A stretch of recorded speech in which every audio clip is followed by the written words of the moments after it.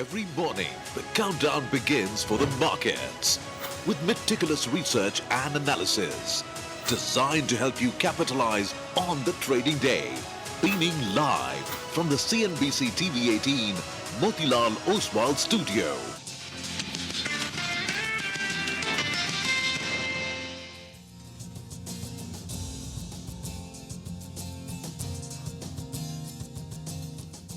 Good morning. You're with us here on a fresh new edition of Bazaar Morning Call. A fresh new week, Monday morning. We are coming to you from the CNBC-TV18 Motilal Oswal studios. Markets have been drifting lower. The big question is, are we in the late stages of a correction, or is this the beginning of a sharper fall? And we'll sort of try and put a lot of perspective over the next 2.5 hours around this particular question. I'm Prashant. With me, my colleagues Nigel and Surabhi. Guys, morning. Hi, morning folks. Yeah, I mean, Monday blues or Monday reds, we'll have to figure out because those global cues have not been very supportive. And our market has been, at the downside of the range. In fact, it broke the range when we ended on Friday. So let's see. Well, that's right. 9 to 9:30, you're going to be focused on the screen with regard to what's going on in the markets. And at 3:30 odd, 9 to 3:30, you're going to be focused on markets. 3:30, hopefully our boys can pull out something out of nowhere. We need to pull 3 wickets down. I'm backing my boys. 3:30 to 4:30 is going to be a very, very interesting phase when India takes on England. Only two passions, Nigel. Broadly, cricket and stock markets. I mean, I think that is true. It's really, I think, out there, right? And we will track that starting 3:30. But, well, we've got to get to 3:30, right? So let's just sort of begin with telling you what you need to know as we start another session. So the big story, of course, turned out to be Friday's jobs data, which is the unemployment numbers and the job addition, actually, which came through. And what it has done is the weak jobs report has sort of, in a way, opened the door, has lit a sort of clearer path to rate cuts by the Fed. So far, it was looking very iffy. Economy, etc., was looking very strong. The jobs market was looking good. But Friday's number, I think, changes all of that. And it was pretty... the moves which came on the back of this were pretty large. So the number, 73,000 jobs added versus consensus of 114,000. So this was basically half of what the consensus said out there.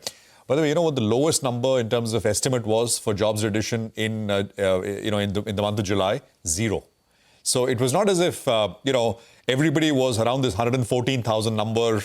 There were those who were expecting no job additions as well, 0 job additions. But in any case, the actual compared to consensus is what matters. 2-month revision, the prior 2-month revision basically knocked out about 258,000 jobs as well. So the numbers were revised lower.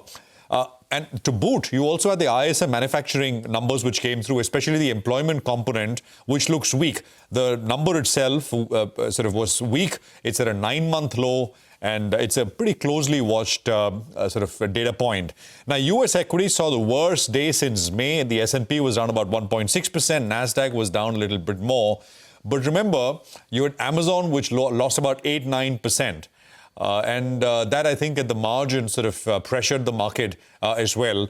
Outsized impact on the NASDAQ, of course. The 2-year, and this, of course, is in response to market pricing of rate cuts. The 2-year fell 27 basis points. That is, it's a very, very large move. The 10-year lost about 10 basis points to about 4.2%. And if you look at the difference between 2 over 10, that steepened substantially, indicating much more in terms of rate cuts. Markets now pricing in 90% chance of a rate cut in September, and it is now fully pricing in 2 cuts this year. So rate cuts, etc., are back in the table. I'm not going to go into detail. There were specific Fed governors, etc., who said that, it's almost that it's wrong to wait and that the labor market is changing, it's weakening, etc. But market itself is pricing this now. Now, the other bit, of course, was the shock move of President Trump firing the head of U.S. Labor Statistics Agency. And he basically said that the labor market data was politically motivated, it was colored, it was wrong. And really, it sent shockwaves and brings into sharp focus once again what President Trump may not do with regards to the Fed chair himself. He tweeted actually later saying that, well, like the labor market, the labor data ahead, maybe Fed chair Powell perhaps should also step away. Oil prices, they were down about 4%, just under $70. Over the weekend, OPEC Plus has agreed to boost oil production by 547,000 barrels per day. It follows a similar increase in August, and it basically just unwinds, the cuts that we've seen since 2023. Oil prices not very much moved, still around $69.5 odd dollars. There is the RBI policy meeting on Wednesday, day after tomorrow. And they are seen holding rates because there was a 50 basis point cut, which was seen as front-loading a lot of what the RBI wanted to do. We'll see. Commentary, etc., will be important in any case. And I think because of these 25% tariffs and the hit to GDP, which is about 0.2 to 0.5%, depending on who you ask, expectations have risen that maybe, the central bank and both on the fisc and monetary side perhaps need to do more. As I began by saying, the question here is, are we at the beginning of something sharp, or are we in the last stages of a decline here in India? And that question, I think, comes from the fact that the market here has been doing nothing for the last 1 year, whereas US markets especially have been doing very, very well.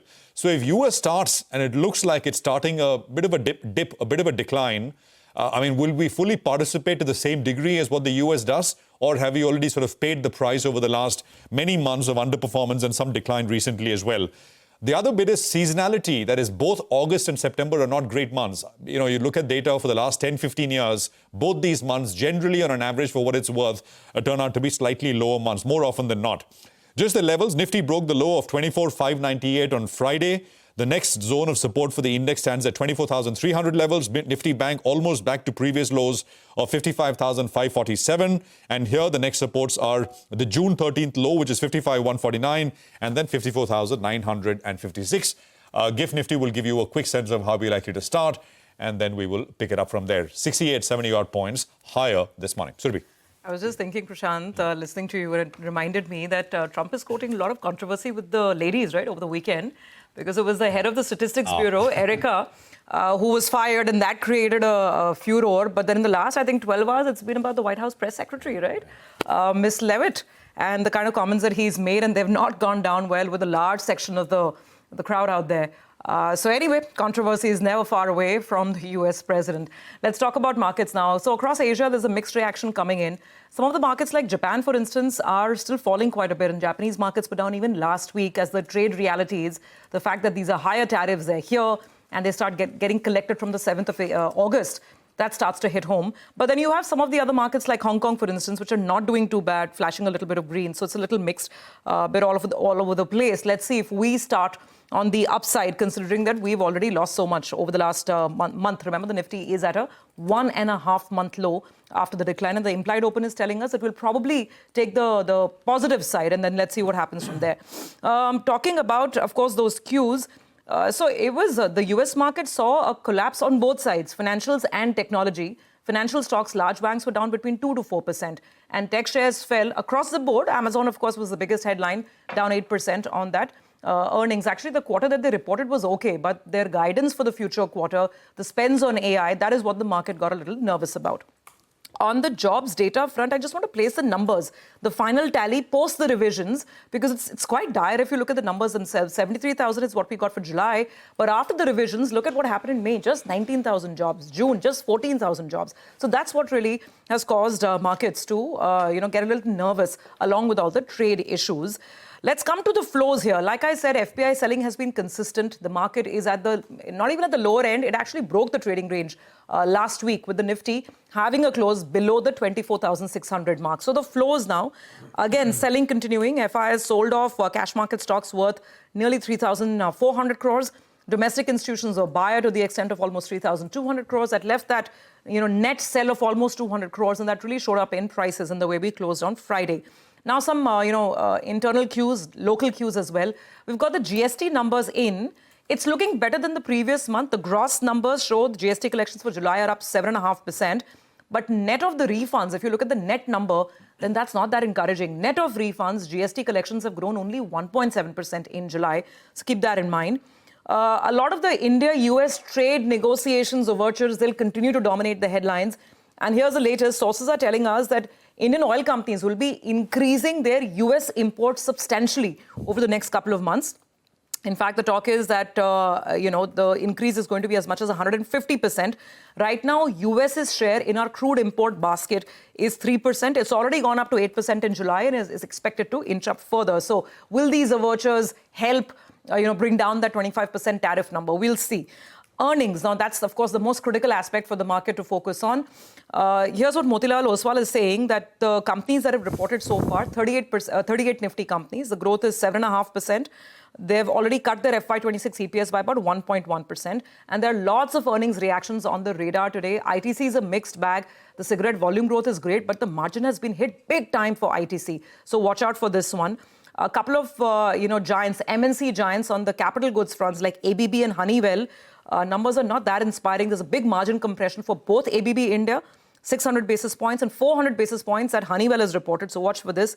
Federal Bank is a mixed bag. MCX is not looking too bad. Sequentially, there's a lot of improvement with MCX on a number of parameters, and we'll talk about that as we get to our top 10 segments. But plenty to keep us busy, including those earnings today. Nigel. Well, the Nifty structure actually has got punctured, because on a day-to-day basis, you're seeing that we end closer to the low point of the day, and the intraday charts as well are a little bit worrying. So the structure is punctured, but it could possibly be that bounce, long-awaited bounce, is very, very close, or it's in the offing as well. Why do I say that? Well, the FI short positions in percentage terms, they are at the highest that we have seen since March 2023. And the RSI has now come down to around 36. Remember, a few trading sessions ago, it was above that 50-odd mark. We normally get into an oversold zone when the RSI comes down to around 30. So keep that in mind. Let's focus on the first point, though, with regard to the short positioning. Percentage terms, we're at around 91.4%, which is the highest we have seen since March 2023. And from there, we did see a bit of a bounce. So the hope is this time around as well, it plays out that. In absolute terms as well, in Friday's trading session, the FI net short positions, well, it went up by close to around 20,000 contracts. That's just in Friday's trading session, while the client long positioning as well went up by close to around 10,000 contracts. The FI net short positions, remember, they see peak levels of closer to around 2 lakh contracts. So we are some distance away in absolute contracts, but in percentage terms, we're already at around 91.5% or thereabouts. Moving to the PCR, that's the other indicator that had moved to an oversold zone, and on that day we saw a bounce from the lows. It's at around 0.75. Normally, it moves to around 0.65 and then sees a bounce. So today, intraday, since we're seeing a lot of call writing, if you see that mark, the combination of the shorts, the RSI, as well as the PCR moving down to sub that 0.7 odd, it could give you an opportunity for a tactical rebound just in an intraday. So keep that in mind. Call writers continue to, rake in the money. They are writing aggressively, eating into the premium. 24,800 call, 24,700 call. Massive open interest built up. And now the 24,200 put, that's opening up. So there was a mix of activity, but there was some buying as well. We're seeing, looking at taking a bit of a, position and buying 40 rupee premium, pocketing that, and looking at the Nifty declining. That's what the put buyers would be thinking. Levels that we're looking at, near-term resistance, 24,850. That was a bit of a support that's got broken. So near term, that's going to be the level. And on the downside, the 100 DMA now comes into being. Before the 200 DMA is closer to around 24,000 odds. So in the near term, the 24,400 mark, you don't want to see that getting punctured.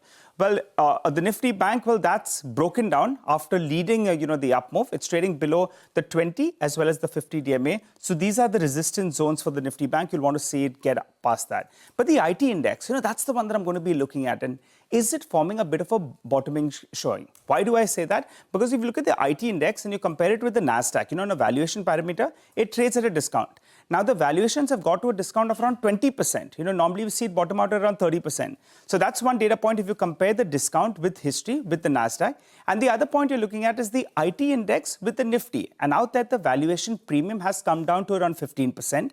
Normally, it bottoms out at around 14%. That's what an HDFC Securities note did say. So both these two data points drop that question, is tech bottoming out? Finally, the stock that I'm going to be looking at is PNB Housing Finance. You had that big resignation that came in on Friday. The stock got knocked down. Some part of the street believes the reaction was excessive on the downside.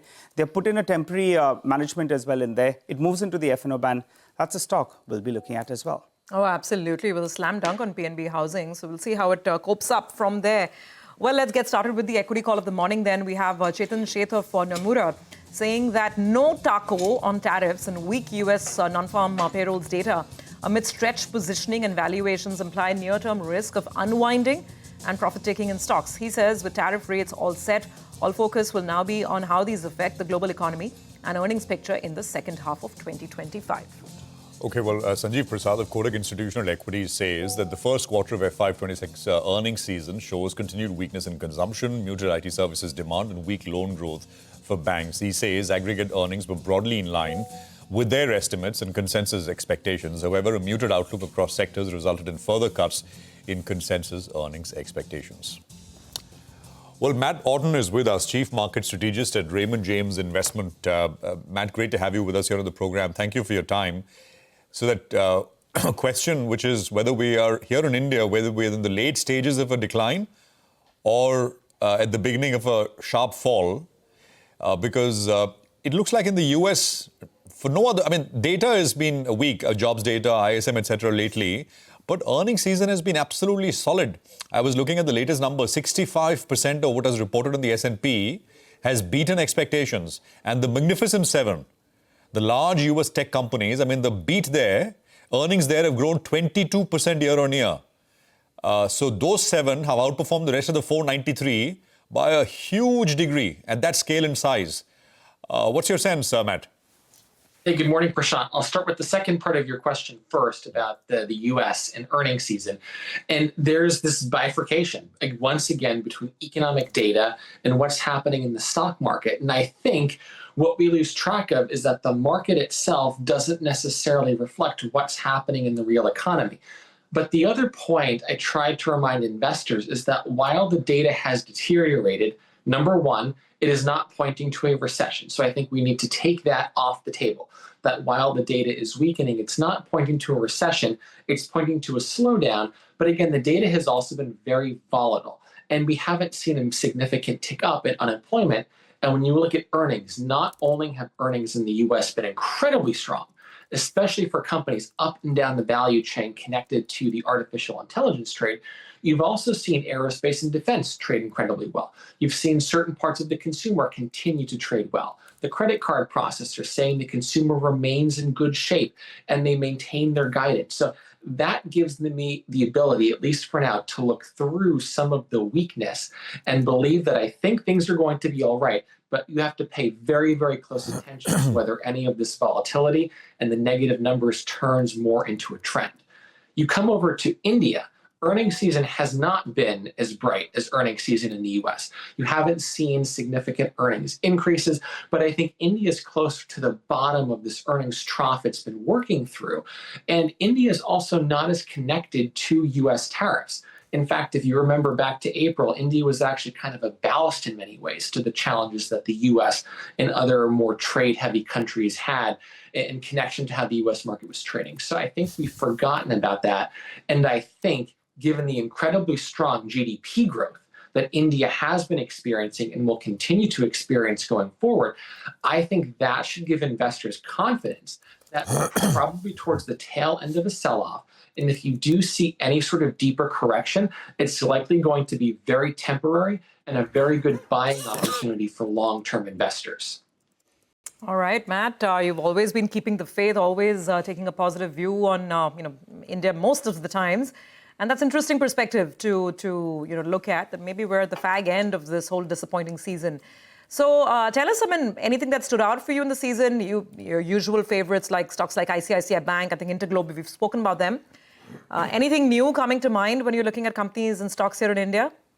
So India's always been interesting to me also for the payment infrastructure that exists. So names that I really dove into when I was over in India back in June included Jio Financial, which is a name that's really been finding ways to integrate artificial intelligence into the way it extends loans and also enters into partnerships with different clients. That's a name that has reported very encouraging numbers and I think has some tailwinds as the flywheel effect between all of its businesses starts to go in place. And this is one that has held up in spite of the Indian market coming down. And another name that has done quite well is Paytm. That's a name where a lot of analysts have been very negative about its ability because it's an expensive stock, but it's been expensive for a reason because of its integration into the payment system and the ability of management to clean up expenses and also start to increase margins. And as I'm looking at opportunities in India, one of the key things, and I'll include the US and really anywhere in the world in this, is how are margins holding up? It's not just how much is the top line growing, how much is the bottom line growing, but are companies able to defend their margins? And in these cases, these companies are, as are some of my perennial favorites that we've talked about before. Okay, all right, Matt, quick question. If you're putting in fresh money today, market-wise, India normally, I think, it has close to 10% weight in your portfolio. would there be incremental allocation to Indian markets post the recent underperformance? Yeah, Nigel, that's a great question. And I would say right now, given all of the uncertainty, I haven't been actively adding too much risk into my portfolio. Like I said, I think we're towards the tail end of a correction. The technicals don't look wonderful. So I'm not at the point where I want to put more fresh capital to work. And that's anywhere across my portfolio. But if we do start to see a washout, some of the names that I'm going to be adding to, I've been actively looking at aerospace and defense names. This has been a global theme. I've had a lot of success in European aerospace and defense and some smaller cap US companies tied to helicopters, aerospace. You look at a Hindustan Aeronautics, also tied more to the helicopter segment of the market where the Indian government actively needs to build more helicopters. They don't have enough to get to the minimum numbers they've established. I think that's the name that looks very, very interesting. It's also had a bit of a sell-off lately, and so I think that's one where I'd be looking to add money should we see a little bit more pain in the market. Oh, interesting. So HAL, Hindustan Aeronautics, is a new name that's cropped up on your radar. We'll remember that one, Matt. Always a great conversation. Thank you so much for joining in, and you have a great week. And we'll, of course, connect again soon. With that, let's quickly move on and talk about what else is lined up on the show. Plenty of conversations coming up ahead. At 8:35, we'll be speaking with the management of transformers and rectifiers. They've reported a good start to the year, solid Q1 numbers. So we'll get a conversation going. At 9 a.m., we're speaking with the management of Narayana Healthcare, get a lowdown on their Q1 performance. At 9:20, Shreyas Devalkar of Axis Mutual Funds joins in. He's our market master of the day. At 9:30, it's more earnings calls. The management of Tata Power joining in to talk about their performance.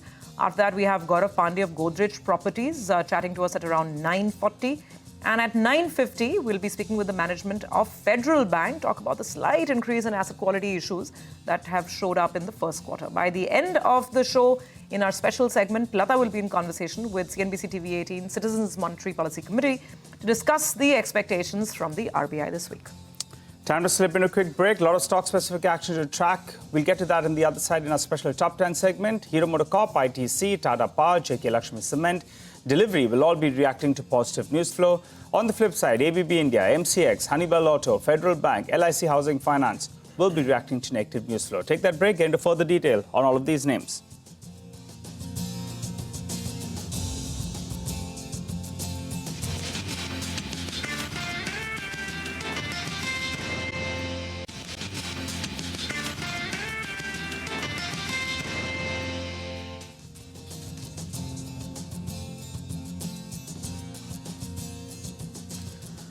Welcome back. So, very interesting play across Asia. Some of the markets, particularly the Chinese markets, mainland China and Hong Kong, are actually up.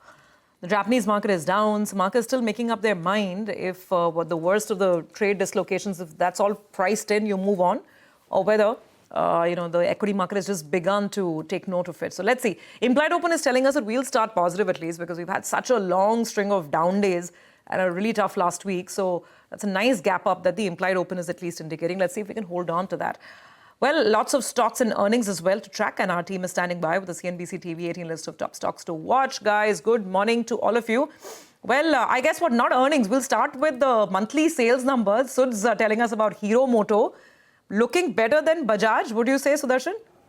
It's much better than Bajaj Auto, and three factors that might have worked for Hero MotoCorp. First, rural sentiment has been improving, and like all the other company, export segment continues to do well. And third, the scooter segment has firmly outperformed the motorcycle segment. And on the back of these positive factors, total sales of the company have increased by 21%, and domestic sales too have seen a jump of almost 19%, with export sales rising by almost 64%. Come to the segment-wise, motorcycle sales have seen a growth of 19%, but the sales are below estimate. But if you look at the scooter segment here, the sales have jumped by 64% versus estimate of growth of 20 to 25%. What about the commentary and going forward? Commentary is positive as well. Company is saying that retail activity has remained stable, and with upcoming festive season, volumes are expected to move higher as well. So going with green for Hero MotoCorp. Okay, all right. Thanks a lot for that, Sid. Well, let's hop across to Mangalam. He's here to tell us about ITC. Hey, Mangalam, morning.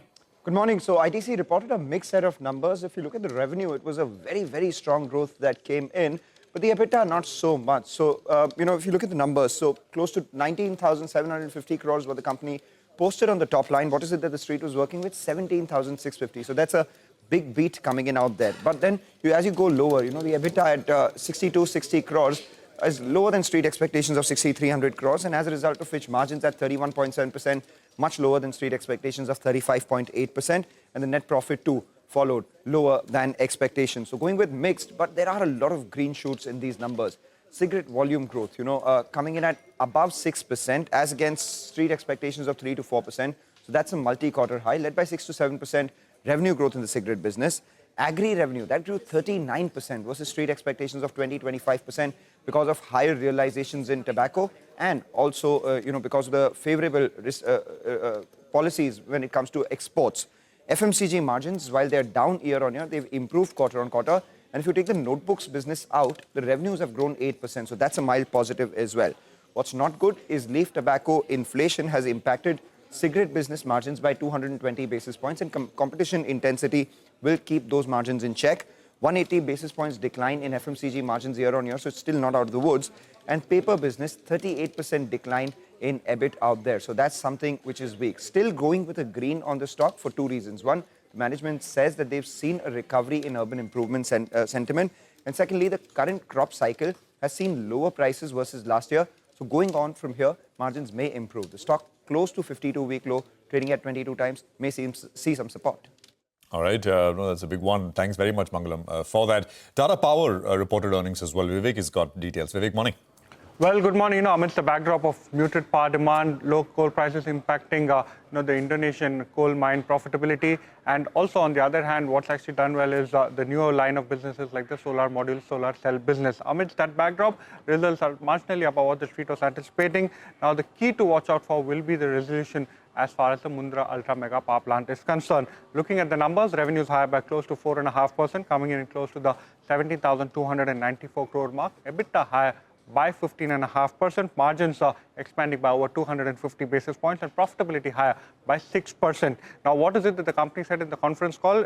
Remember, like we had highlighted earlier, post the expiry of Section 11 Mundra, UMPP plants, all of the plants are currently under closure. However, the management has said that they are hopeful of signing supplementary PPA with all 5 states in the month of August itself. Along with that, the company has maintained the capex guidance of close to 25,000 crore, muted spends as far as Q1 was concerned, close to 3,700 crore. And lastly, the Odisha discount is something that's done really well, 2.5 times year-on-year increase in PAT. This is mainly on the back of improved AT&C loss reduction. So overall, going with a mild green, but remember, the core business is something that's still under a bit of weather.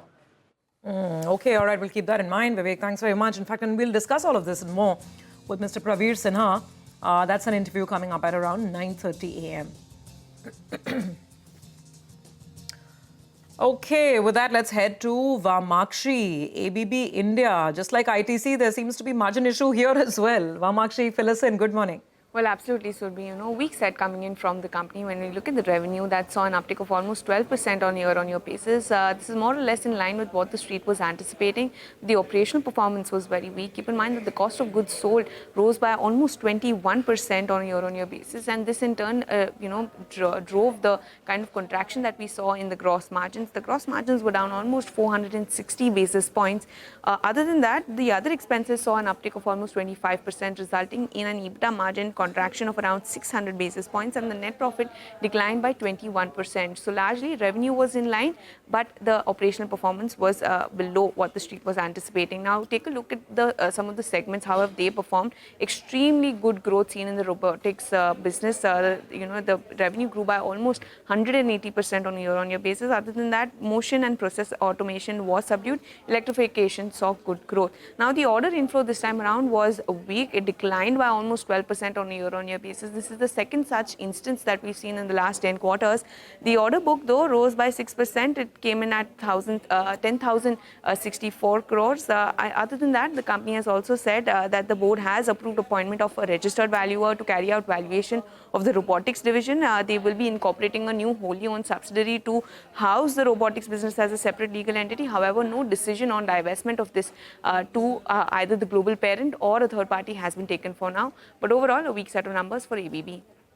Okay, all right. Thanks a lot for that. Vamakshi, hopping across to Gaurav. Gaurav, Federal Bank, those asset quality issues are plaguing it, looks like. Tell us more about the past quarter. well as Federal Bank. When we look at the results, credit cost is something which is actually causing the pain here. And let's look at the numbers first. Advances growth, deposit growth, both was more or less in line with what the street is expecting. In fact, when we look at net interest income, that increased just by 2%, again in line with what the street is expecting. Other income, actually that led to the growth in operating profit. It was actually stronger than the street's expectation, but what remains weak is the credit cost. Now that was specifically led by fresh slippages in the agri-MFI business and business banking. When we look at fresh slippages, that have increased almost by 50%, and specifically if you look at agri-MFI, the slippage increase has been at over three times on a year-on-year basis. In fact, in business banking also we have seen around 24% increase on a year-on-year basis, and that led to credit cost which was actually at around 0.65%, higher than what the street was expecting. Now management is guiding around 0.55% of the credit cost for FY26, but once again, given the quality of the book, it was not something that the street is expecting. When we look at the ROAs now, that have reached to 1%. In fact, net interest margins, they have come down to by around 18 basis points, and now management says that another 5 to 10 basis point of fall is what we can see in second quarter because of the rate cut impact. So overall, there is some pessimism on the ROAs as well. And as a result, when we look at the brokerages now, they have also cut down their target price. We have got Investec, IIFL, Nuvama, Nomura, all of them, they have cut the target price. In fact, Nomura has also downgraded the rate to neutral. So definitely a pessimistic view coming up from brokerages as well. And as a result, we will be watching out on this stock today. Okay, all right, Gaurav, we'll keep that in mind. Thank you very much for that. In fact, we'll discuss some of these issues with the Federal Bank management. Mr. Venkatraman Venkateswaran joining in at around 9:50 a.m. Okay, let's go back to Manglam. Manglam's watching out for delivery. Tell us more, Manglam. Well, if you look at the, stock price move 2 days ahead of numbers, you would say that the street was sussing out good numbers, and that's exactly what this company's gone ahead and reported. 5.5% revenue growth, no great shakes out there, close to 2294 crores. But look at the EBITDA. It's jumped by 50%, over 50%. 97 crores has turned into 150 crores. And as a result of which, the net profit has surged by nearly 67%. 54 crores has turned into 91 crores. What has led this growth? Express parcel volumes grew by 14%, revenue grew by 10%. And out there was some compression in the margins, but held around that 16% mark. Part truckload, which is a higher margin business for the company, has actually seen a 17% revenue growth and a margin improvement from 3.2% all the way up to 10.7%. And the key trigger for them now will be after the integration of Ecom Express, increased volumes from there. And as we move towards the festive end of the year, the next few quarters are seasonally strong for the company. So expect the stock to be well bid. All right, delivery in focus there. Mangalam, thanks very much. Stocks done well over the last 2 quarters when numbers have started to come through. MCX is the other one that we're going to focus on. And there's Honeywell Auto as well. Back to Vamakshi. Vamakshi, morning. Good morning, Prashant. Well, a weak set of numbers coming in from MCX as far as the street expectations are concerned. When you look at the numbers optically on a quarter-on-quarter basis, they look quite healthy. The revenue is seeing an uptick of almost 28% quarter-on-quarter. The EBITDA too has expanded by almost 51% sequentially, largely driven by lowered employee expenses, IT expenses, as well as other expenses. And the margins have expanded by around 1,000 basis points to 64.75%.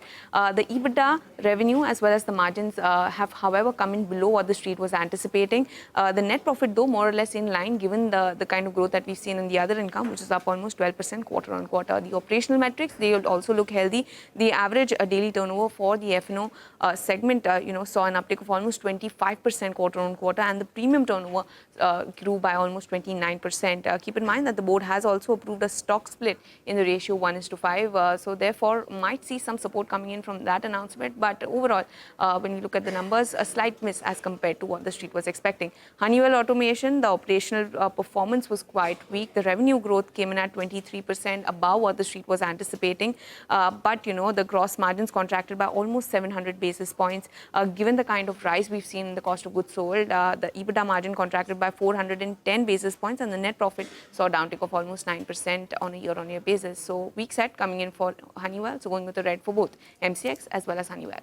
Going with green for the JK Lakshmi Cement, those numbers look pretty okay. The revenue growth was close to around 11%. You had the EBITDA number jumped up by close to around 40%.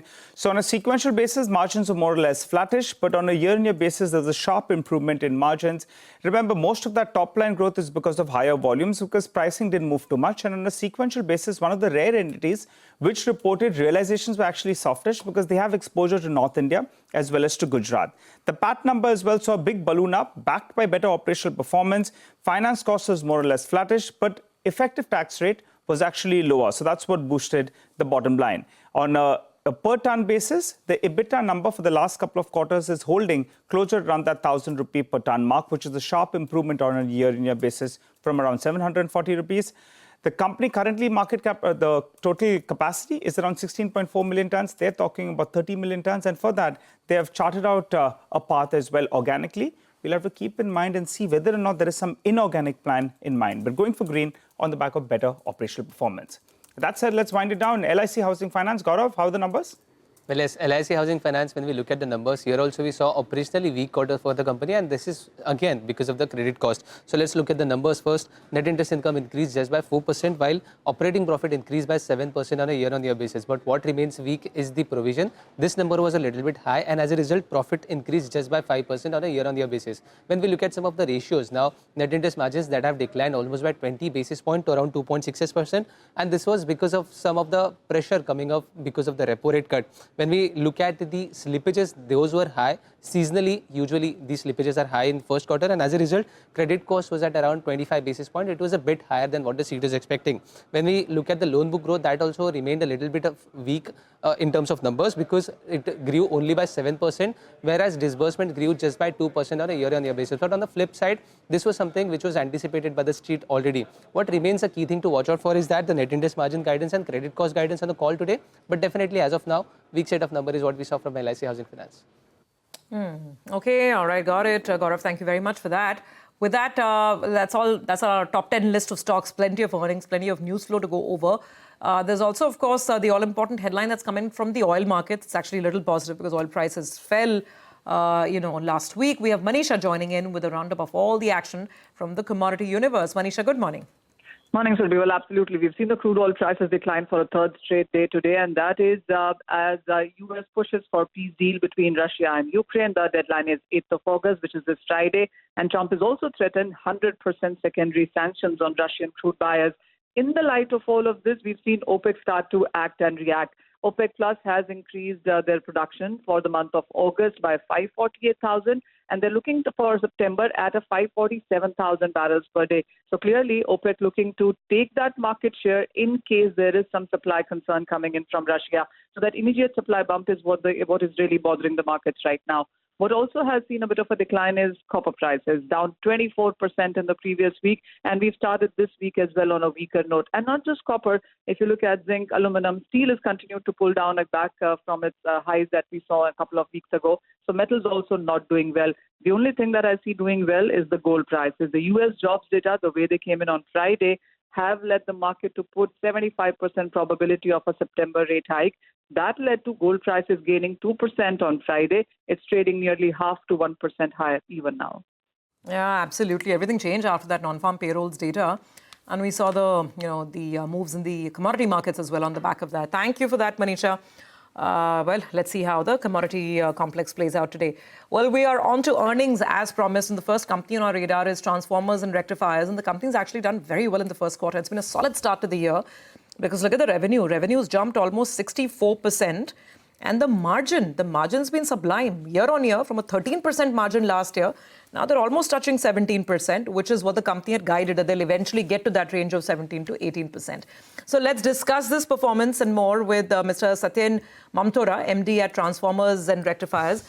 Sir, good morning and thank you so much for joining in. Good morning. So the numbers really say it all, right? What a solid start to the year. Yeah, it's been a very good start. So I just, for the benefit of our viewers, I just want to reiterate what you've said in the past. I think in the past you've said that this year you could do almost, 3,500 crores in top line. Yes, that's correct. And you were talking about 17 to 18% margins. Now that you're almost at 17 already, do you want to increase that guidance? No, just tell us more. I think that is a fair, fair place where we should be in terms of margin. Plus, see what's happened, it is the margins have also increased because our productivity is constantly increasing. We're constantly improving ourselves and developing ourselves in terms of the production. So the margins also have increased in terms of that. So yes, the margins would still remain at 17 to 18%, but 3,500 crores is looking good this year. So we should. So the margin expansion, I mean, I just want to understand, because you're saying it's sustainable. What will keep the margins here? Is it a change in the mix? Is it a different pricing? Is it different geographies you've entered? Because it's a very big improvement from last year. So there is no change in the mix. We already have orders worth 5,500 crores in our hand, which the margins are already, we are aware of. The next year, the orders that we are taking, we are also taking at approximately the same margin. Plus, we're constantly improving ourselves. Mukul has joined us as a CEO. Now he's also helping us, develop. So, there is a constant evaluation in terms of the production and how we are doing it. So, we may look at a capacity utilization of 80-85% in the next few years. As of now, what is the capacity utilization levels? And you have a facility that's coming on stream, I think the Moraiya facility. Yeah, the Moraiya facility. That would increase capacity by what, around 40%? Moraiya facility will be around 22,000 MVA. On a base of? 37. So it's going up by more than 50%. Yeah, all right. And what is the current utilization levels of that 37,000? Current utilization should be around 72%. 72%. And for this additional capacity that's coming on stream, you already have visibility in terms of execution, in terms of tie-ups, that's already in place? Yeah, all that is in place. So 80, you said 85% capacity utilization by the end of this year, right? Yeah, we should be reaching there. We should be reaching there. Mr. Mamtora, across sectors, when we look at it, transformers and transmission and distribution is one area where most investors we speak to can point to, and there are very few now, where they say, well, there is still strong revenue growth visibility over the next couple of years. Yeah. Do you have that? I mean, in terms of inquiries, orders, not what you already have in the bag, in terms of visibility? Yeah, so we'll be closing at around 8,000 crores order book by FY 1st April 26. And there is a visibility. We have approximately 18,000 MVA orders, not orders, but inquiries in pipeline, which will fructify in, over the next couple of quarters. So, yes. 18,000 MVA? MVA. Okay. And is there a way to tell, I mean, in terms of market share, etc., what is the, or I mean, it's a seller's market, it's a seller's market right now? It is not exactly seller's market, but it is a market where you can, if you have good quality and if you have good reliability, you can command some respect. We had the management of KEC, of course, slightly different line of work recently, and they said that lots of orders coming in from the Middle East, for example. He also said that initial inquiries coming in from Ukraine, etc., because the grid needs to be rebuilt in many of these countries. Anything of that sort? Or is very early? We at T&R have decided that we will restrict ourselves to only 10% of our total turnover in terms of export. We want to restrict ourselves to 10%, not beyond that. And in that, whatever comes, we are exploring those. Which are the, on that, which are the main export markets for you? I don't know if you do anything with the USA. So, there's a FTA, because there's so much changing on trade. I don't know if you want to revisit that. Just so Australia is one of our biggest market. Africa is one of our biggest market. South America is one of our biggest market. Russia, we have been supplying some transformers too. So, and we have some relation with Ukraine in terms of, because we had a technology transfer tie-up with ZTR in Ukraine. So we have some relations there. So that can also develop. All right. Final question, sir, before you go. Debtor days had reduced. That's what you mentioned in the past. In the working capital days, we're looking at bringing it down. What is it at? And I think the target was 100, 110, 120 days? Yeah, the target still remains at 120 days, 110 days. Okay. And we are at currently 135, 137 days. All right, great. Thanks a lot for coming down and detailing those numbers. It appears the last quarter's numbers were good, and your visibility for the remaining of this fiscal as well is quite solid. We look forward to that, and we'll track you on all these numbers. Thanks a lot for coming down. Time to slip. Just a quick one on that point about, actually it's true, right? I mean, count the number of sectors, not companies, and there are outliers everywhere. But 15-20% steady revenue growth. Transmission, distribution, hospitals maybe? Yes, for sure. Right? Yeah. And 15-20%. And I think AMCs, because SIP flows are very, very solid, even if the market goes for a dip. I mean, that money is sticky. Yeah. apart from that, maybe BF banks, some NBFCs, but then you got one or two everywhere. But as sectors, if you think about it, I mean, actually you'd struggle. I mean, double-digit growth, not too many. Just make one point on the capital marketplace. Last week for BSE expiry and NSE expiry, the volumes were almost the highest we've seen in multiple expiries. So the volumes in the futures and options space suddenly came back. And that's raised the doubt whether Jane is back. But Jane Jane is is not back back. Jane is Without Jane. Without Jane. All right. Well, let's slip into a short break. Come back. Prakash Diwan is waiting for us. He'll give us some fundamental stock talk. Don't go anywhere.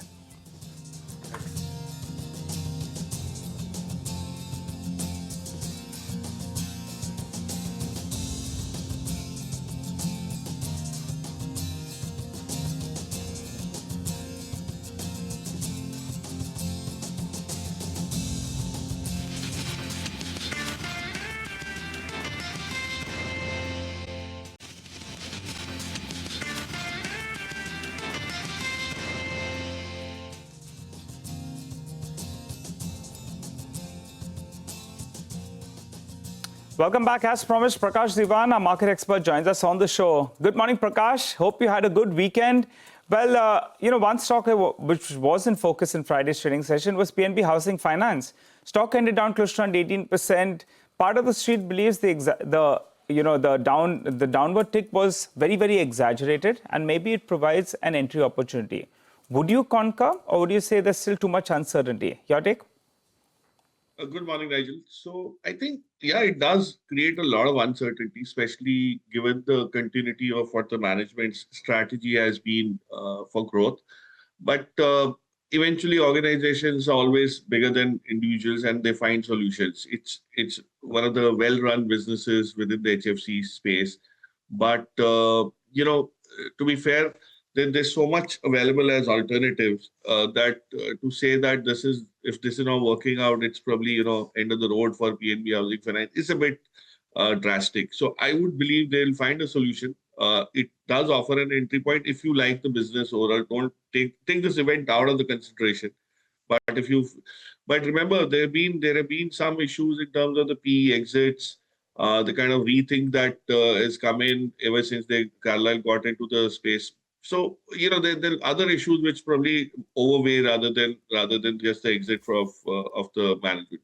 But HFC as a whole is offering enough opportunity. There's so much available in terms of, newer business models, slightly newer names, not yet fully matured business models, but I think the valuations also give you that comfort. Hi, Prakash. Good morning. Since we're talking financials, Federal Bank stock that's often loved by a lot of people, but again, like a lot of the other BFSI names, once again, even here we have some asset quality issues, a little spike in credit costs, etc. How would you look at it? Good morning, Surbi. So I think this is par for the course. You have an organization that's kind of in the throes of growth expansion on all fronts. I don't see any reason why you would kind of one quarter is what you take away the growth potential from.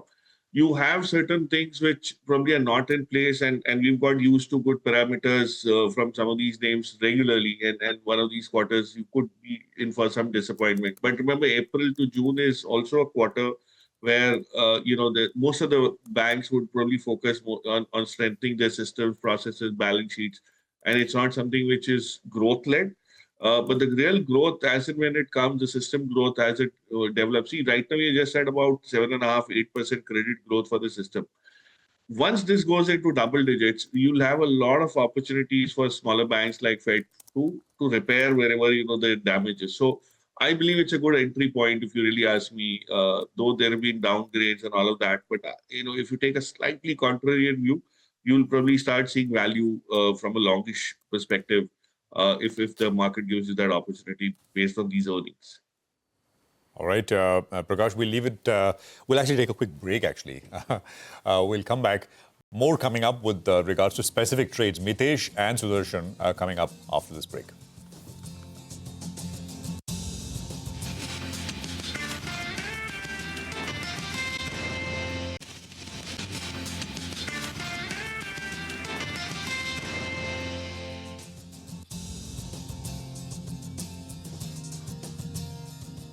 Okay, welcome back. 6 minutes to go for the market pre-open to kick off. Sudarshan, Sukhani and Mitesh are with us with what they want you to do as far as specific trades go. GIFT Nifty still holding on with a 70-odd point pop. Gentlemen, good morning. Good to have both of you here. Mitesh, how things looking? I mean, on Friday, the Nifty broke the previous low. The Nifty Bank is also very close to doing it. How's the setup? Good morning, Prashant. So, I have been calling for a test of 24,550. I think we did that. This 24,550, 500 is a mild support zone. So is 55,600 for the Bank Nifty. And both the indices are right now placed there. I would at least expect a bounce back. And I think the GIFT Nifty is kind of indicating we might start slightly positively.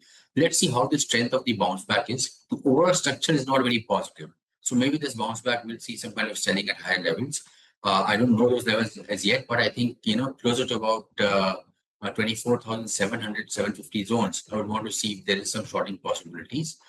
Broadly till then, I think it will trade with a stock specific bias, but I believe that eventually we might break below these levels and go slightly lower. Okay, a bit of a rebound and then maybe an assessment once again, whether that is a opportunity to sell. Sudarshan, morning. What about you? Where do you stand? Good morning. Well, the idea was that the Nifty should drift towards 24,500. I think it's almost there on Friday. So we'll assume that that leg of the downtrend has worked out and has come to a strong support level. Now, whether this support will hold or not is something we'll find out in the next few days. So today's trade is close your short positions if you still have them. If you haven't closed them on Friday, assuming you have them, close them, wait for a small rally.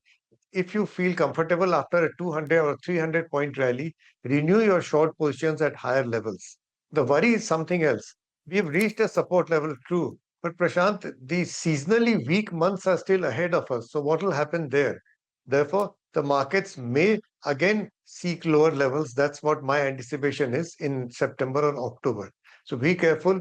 For the time being, close short positions. Look to renew shorts on a decent rally.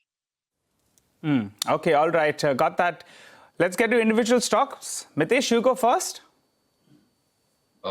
Morning, Najib. I have a mix of buys and sells. On the buying side is Asian Paints. That's one stock which after months of underperformance is now showing signs of picking up. So from a trading point of view, I'll look at a first target of 24.80 and recommend buying with a stop below 24.10. Similarly, Dabur is a buy with a stop at 529 for a target of 546. Dr. Reddy is on a mild pullback, say around 1230, 1235. Sell with a stop about 1252. Look for targets of around 1185 here. And Bharti is something which might turn weak if it starts trading below 1875. So on that breakdown, sell with a stop at 1896 for a target of 1830. Okay, all right, got that, Mitesh. Thanks for the calls. Sudarshan, hi, morning. What about your stock list for the day? Yeah, good morning. Given that I'm suggesting closing long, short positions today, I have an all-buy list, although, of course, it's in a very defensive area. Asian Paints, for me, also is a buying opportunity, stop under 23.80. Britannia is a buy with a stop under 56.80. And then the list goes on with FMCG. Dabur is a buy with a stop under 523. And finally, Lever is a buying opportunity with a stop under 2,500. Go for defensives, close your short positions, and watch the market. Okay, all right, gentlemen, thanks very much for that. There's 2 minutes to the pre-open. Coming back to both of you a little later for more. We'll take a break. We are back and we'll have the management of Narayana Health to talk about their first quarter earnings. Stay tuned.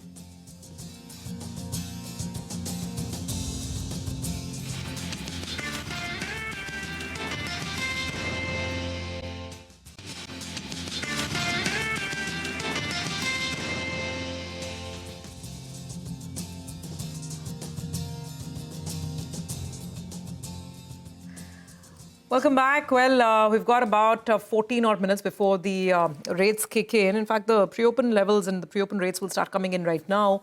Let's wait for them to settle. ITC is a stock, obviously, that we'll watch out for.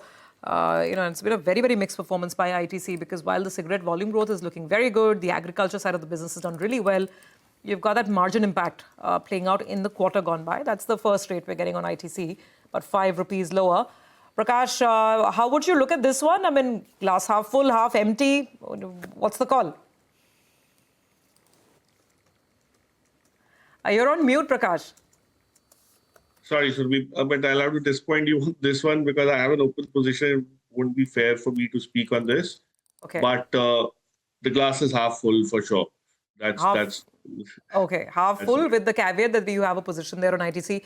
Prakash, very quickly, between Hero Moto and Bajaj, you were discussing this with Sudarshan earlier. I mean, in the morning he was telling us about the numbers. The monthly sales numbers for Hero are definitely looking better than Bajaj, though they might be a little below the street's estimates for the month gone by. But what's your sense? Bajaj has kind of fallen off the radar. It's been a string of disappointing, sales numbers several months now. Your call on both? So, interestingly, what Hero has done is sometime back, about 6 months back, they started changing their strategy to focus on exports as well. And look at what they've done. I mean, they've done a Bajaj on the export side. Yeah, and that resilience that this builds for them while they continue to have a good footprint in the domestic market, especially in the lower price points, vehicles. It's going to be a very good balance. But if this gets repeated and the strategy kind of deepens, then you'll have a re-rating of Hero, which hasn't happened in years. Bajaj has already got re-rated and is kind of consolidating, but Hero is probably ripe for that. But you'll have to wait to see whether those numbers kind of continue. It's not just one-off, because exports also is a very challenging environment at the moment. But I think there's definitely a lot of change afoot, and that kind of brings Hero to a priority in terms of allocation if you had to put some money into the two-wheeler space. Prakash, we had the manager of TRIL, and I was just sort of thinking that sectorally, if you had to identify buckets where there is steady 15-20% revenue visibility, it is of course that space which is transformers, T&D essentially. I was thinking hospitals maybe, and by the way, we have a hospital company coming up on the other side. Narayana is joining us. Maybe AMCs within the capital market space. Anything else comes to your mind, Prakash? Any other pocket? I mean, there will be individual names here and there, of course, everywhere. But as a sector, anything else? So I think the other sector that's probably showing some amazing changes in the internals is cement. Of course, it might not qualify for that 25% kind of growth because it's a very mature industry. But I think cement is showing very clear signs of a turnaround, and things would only get better after this quarter. So let's not undermine that. We've not talked about cement in the same vein as banking and defense and all of that, but there could be a re-rating that's underway for sure. Okay, and what do you like in cement? We have the JSW cement IPO as well. That's finally going to come into play after many, many months. They have the presser today, so we'll get the pricing. But what do you like from the cement pack? So, Nigel, I continue to like Dalmia. There is a lot that's happened, and now things have kind of started turning out to be more favorable. Amongst the bigger ones, I think Shree Cement is one of the under-celebrated ones. It's just not been making any kind of news. But the internals are very clearly far more robust, and their balance sheet always kind of comes to the rescue, though they had some leverage, which is very manageable as compared to the historic trends. But I think from the larger ones, from the top three, if you look at Ultratech and the ACC, Ambuja combined, and then Shree Cement probably has the makings of a fairly strong outperformer within that space. So I would go with that.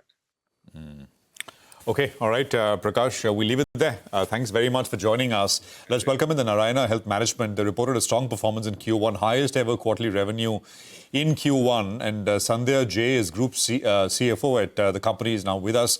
Sandhya, good morning. Always a pleasure having you on the numbers. Just a quick word, Sandhya, on margins. I think at the end of the fourth quarter, you said margins should stabilize around 25%. For Q1, just under 24%. Stick with that number overall, 25 for the year?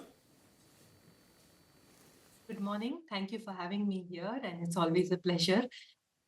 So our margins story is a sum of the parts kind of story. I think we are still trending quite healthy in terms of our hospital business margin. We have expanded the domestic business margin by about 70 bips, and Cayman has been fairly consistent. Now, the reason we are seeing this dilution in the margin is because we are investing in our integrated care business. So the total between India and Cayman, the total dilution in the margin that has come from the integrated care business is almost 28 crores. The positive part is that it has given a very healthy addition to our revenue portfolio. So we've added about 59 crores of revenue from that book of business, but that is causing the dilution. So we're still holding that our margins will be consistent, but we will have this little bit of dilution coming in from the integrated care business until the revenue catches up to the fixed costs that happen with every new business. Hi, Sandhya. Good morning. Good to see you. When in integrated care, at what level then of revenues does it start breaking even? I missed that point. What was the revenue in the past quarter? For the integrated care business, for Q1, we've about 59 crores of revenue we've generated between India and Cayman. Okay, and at what level does it turn, EBITDA accretive? As you said, at any business, as you venture into it, it takes time for it to break even. There is some fixed costs. So at what level does all of that cost break even and comes up to speed? So we are looking at a horizon of at least 2 to 3 years, because the way the integrated care business works is that it's a cohort model. Each clinic breaks even at about 18 months time frame, but then we are adding new clinics. So which means that while we have broken even in one segment of business, there are new clinics which are coming on and which are going to be burning cash.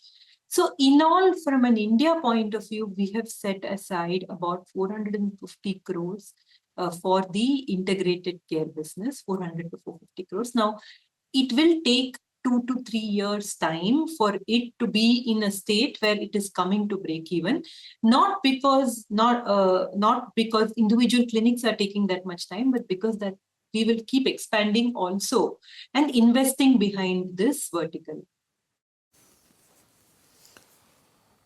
Okay, all right. No, got that. Sandhya, so I know it is, actually it is too early, right, to ask you about what kind of, on pricing, I mean, you take that one hike beginning of the year, which we saw in January, too early to ask about next year. We're just beginning H2 of this year. But, I mean, is the pricing environment stable for that 8-10% kind of a price increase? You know, the big fear, Sandhya, is that hospitals as a business, right, overall, has continued to do very well. And there is strong demand for quality healthcare, etc. But a lot of investors, there's only one concern, which is, of course, valuations and the price you pay for when you're buying these companies, these stocks. The other one is, at some point, will the government step in some way with regards to pricing? And there's so much angst, right, on social media, etc. Narayana, of course, is at the lower end of the pricing, etc., compared to other chains. So absolutely acknowledge that. But, you know, and by the way, it's not new, right? A couple of years back, we had that in parts. There was some standardization of these costs, etc. Never really went anywhere. In any case, health is a state subject. Any thoughts you can offer, Sandhya, on this?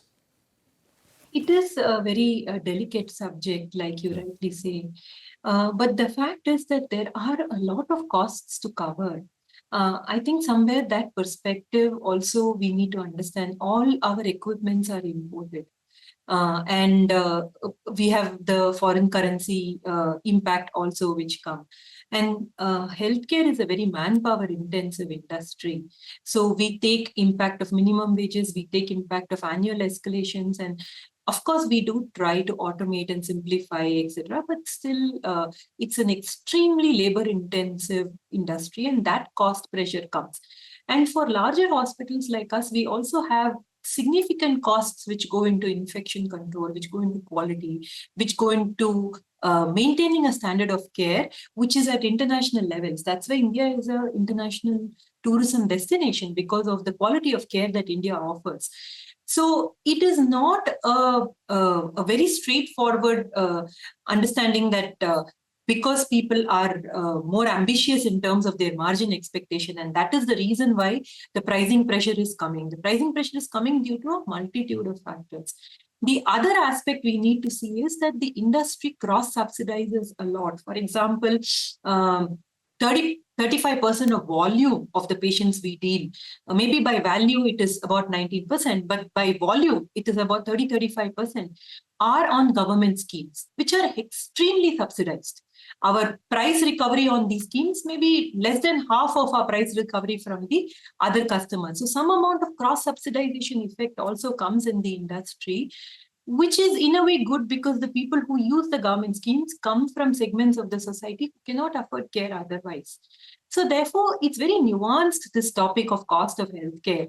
And I cannot comment on whether the government will intervene or not, but any intervention has to take this holistic picture into perspective before any action is taken.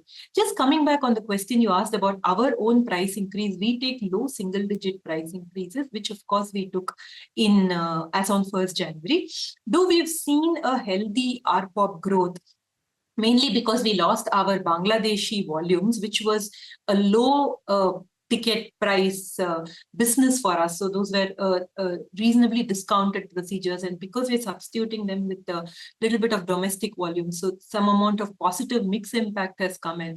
That's why we have seen a reasonably healthy growth in our revenue ARPOB and revenue per patient. But overall pricing, we have to see how it evolves. And yeah. Okay, all right. Sandhya, no, absolutely very, very important subject there. And thank you for your views and your perspective on that. Good luck with the rest of the year. So that's the call coming in from Narayana Health. Stocks down 1% in pre-open. Very quickly, Sudarshan, 910, what's the call? Well, it's Asian Paints. Consider buying Asian Paints with a stop under 2380. Okay, and Mitesh, what about you? Yeah, I'll go with a buy on Tower for targets of 546. All right, gentlemen, thanks very much for that. Let's look at some stocks. Federal Bank, 5% lower in pre-open. And we've also got delivery, of course, tracking that as well on the back of earnings. Delivery is up about 2.5%. Manglam's here with more on delivery specifically. Manglam? Well, I told you that, the delivery EBITDA actually increased by about 50% and the net profit increased by 67%. The company has given out some guidance as well, so let's put that out for our viewers as well. On e-commerce, they believe that the industry can be reasonably projected to grow upwards of 15%. And the acquisition of Ecom Express has enabled the company to go ahead and gain market share as well. And Express Parcel Service EBITDA, which had fallen to close to 16% in the first quarter, can be between 16 to 18% or 17 to 18% by the end of this year itself. On part truckload, they expect that, the business can steadily grow at over 20%.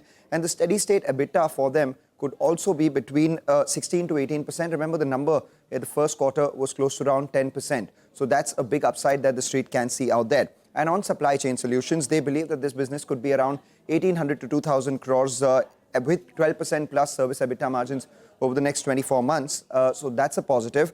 And finally, CapEx, the company said that the CapEx as a proportion of sales has been coming down from over 6% to around 5%, will maintain at around 4% in the next 3 years, along with Ecom Express integration costs that may not exceed 300 crores as guided for earlier. And the net working capital days also will reduce by around 8 to 10%. So on all parameters, the company has been talking up performance and they believe that there could be some improvement from here on. First quarter, seasonally weak, but good performance coming in. Let's see where the stock goes from here. I think we've got market open coming up. Mangalam, thanks for that. Just a few seconds and we'll be, starting a new week of trading. What do we have? First rates. It is actually flattish, right? I mean, 24,580 on the Nifty. The Nifty Bank is just about making up its mind and we'll have the rates coming up there. The sensex is up about, so it's as flat as they come, 5 and 15 Nifty and sensex respectively. And the Nifty Bank is up about 0.25%. 55,740 is where the Nifty Bank is at this point. You've got mid-cap index, which is flattish. The small-cap index will come up on your screen and that'll give you a sense. It's, again, nothing on at all. And that's what's coming through. So out of the gates, you've got, 1,150 stocks higher and about 630 stocks lower. That's the broader market breadth. 2:1 clean, but this is just the first, within the first 1 minute as we're looking at it. And more up than down. And I can spot a bunch of financials, right, which are gaining. And you've got some IT names which are lower. Infeed, Techem, HCL Tech, and a few others. So, but more up than down. That's the story at the word go. 46 points higher on the Nifty, 24,600 plus. Subi. It's hard to find stocks that are doing more than 0.5% move on the Nifty. It's that kind of a morning. On the upside, it's the financials, Shriram Finance, Bajaj Finserv. These stocks are up about 1%. Tata Steel is having a good morning as well, 1% up on Tata Steel. There's Trent, which is seeing some traction this morning, 0.7% up on Trent. Asian Paints, which was a long call from Sudarshan just a while back, about 1% higher on Asian Paints as well. Then there is Eicher Motors, there's BEL. These are the early gainers. Even Hindalco actually is up and about. So both Tata Steel and Hindalco having a positive start. ITC is a stock that we should focus on.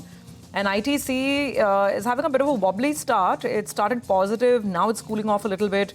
And just about a 1 rupee gain on ITC. Remember, margins have fallen quite drastically because of the increase in tobacco prices, tobacco inventory.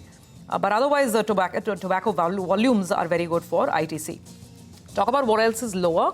Not too much actually on the screen. Eternal is down. Infosys is down about 0.5%. And there's some selling in Tech Mahindra and HCL Tech. So not a big list of losers actually.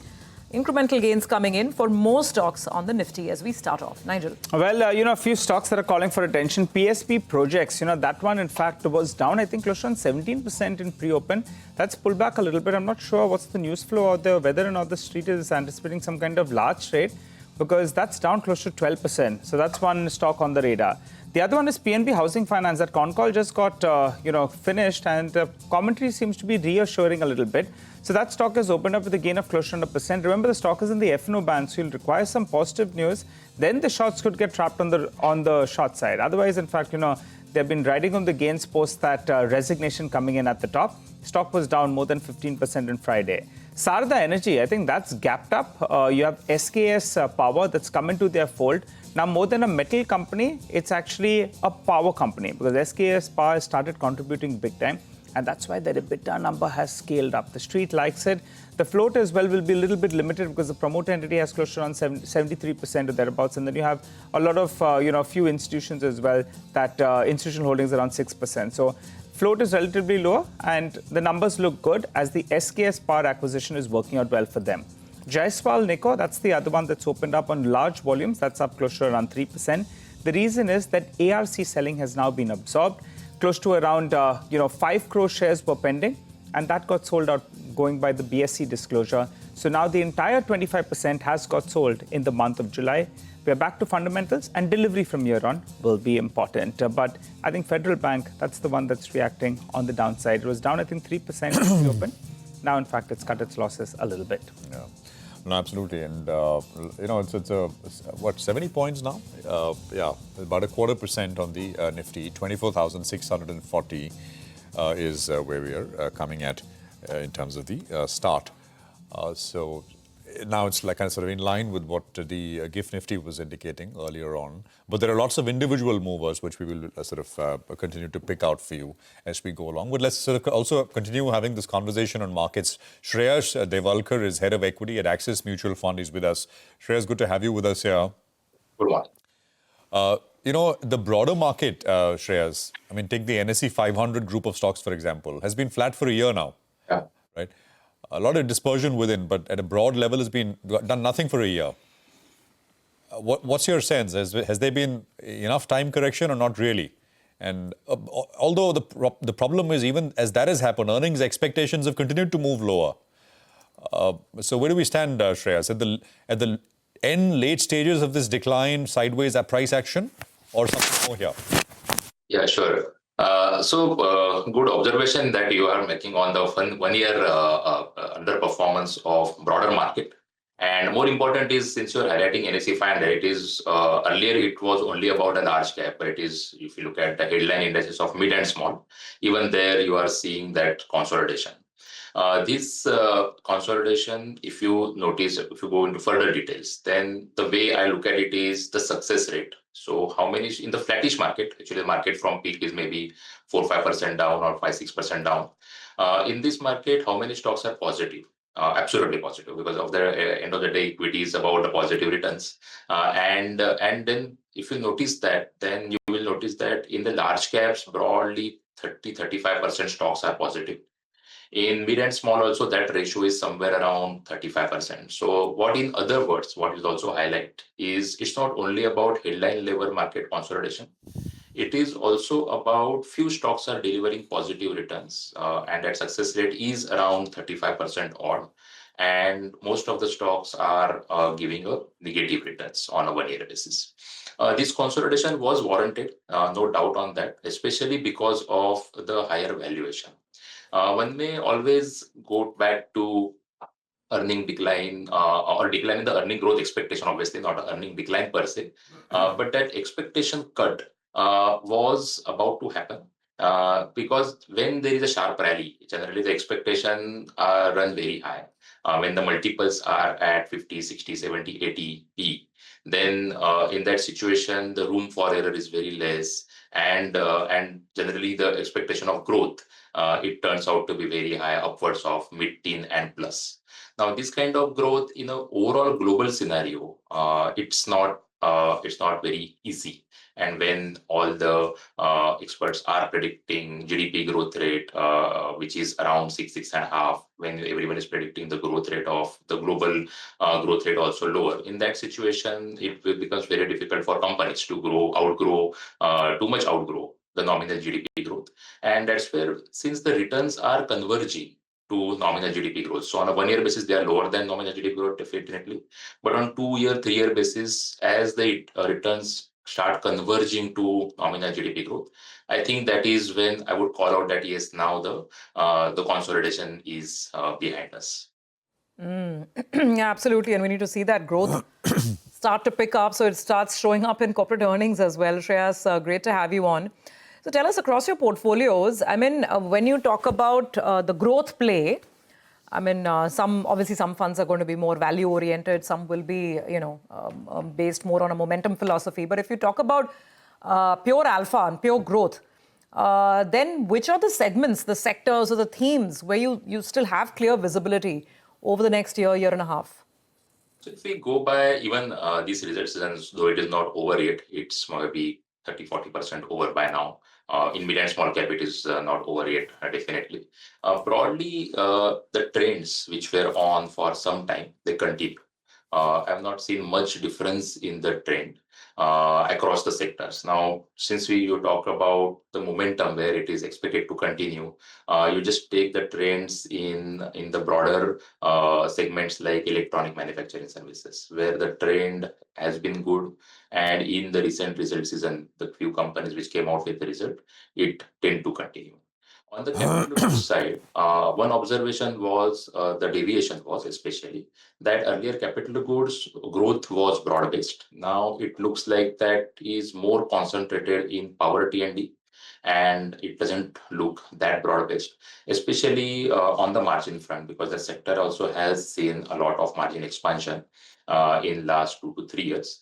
So on both margin as well as the growth front and order inflow front, in capital goods, the growth looks now more getting only in the power T&D capex spend than the broader market.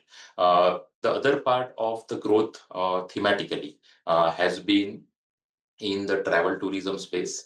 It has been in the hospital space. In all these segments, probably there are no earnings surprises, but I don't think there are much disappointments as of now in these spaces. If you take even in this retail growth, that is the retail industry, that is consumer services, even there, I don't think there are much disappointment, which includes quick commerce, which includes food delivery, which includes retail and travel tourism. So this is the back on the consumer side, which has had a good traction. There, I don't think there are much issues. Only on the consumer or high-end discretionary, the autos, which has showed slowdown. There, we are not seeing even now in the recent monthly numbers. There are not much revival. Yeah, absolutely, Shreyas. I mean, and thank you for listing out some of those sectors, because this is just what we're discussing internally as well, in terms of where is the growth visibility. And you mentioned power T&D. We were speaking to a T&D company, transformers and rectifiers, just a couple of minutes back before you joined in, and they've done really well. On power specifically, while you like T&D, any sense on the the integrated players, and those stocks have not really taken off. I know you can't talk stocks, but I'm saying, large companies like NTPC or even Tata Power, and we'll be speaking to Tata Power in the next couple of minutes, the market doesn't seem to be taking a liking to the integrated large players, and it's only focused on the distribution segment. Why do you think that is the case? So there has been always, so it's not only now, if you go back, so it's power is end of the day is infrastructure play, right? So earlier there used to be road, rail, and so on. Historically, if you see that as far as the wealth creation is concerned in the stock market generally distinguish between the asset owners and the capital goods companies, right? When it comes to both multiples as well as the wealth creation opportunities.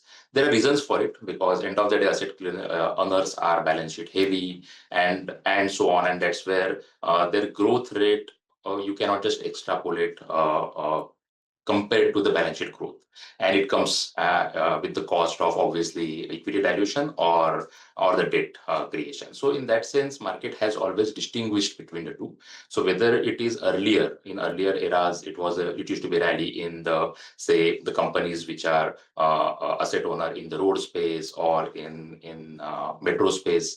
It's a similar thing is happening here. So now generally in the initial part of that theme, the asset owners do well by way of re-rating, but when it comes to the continuity, then one need to look at the valuations in the asset owners, and that's how the differentiation in the stock behavior starts in this.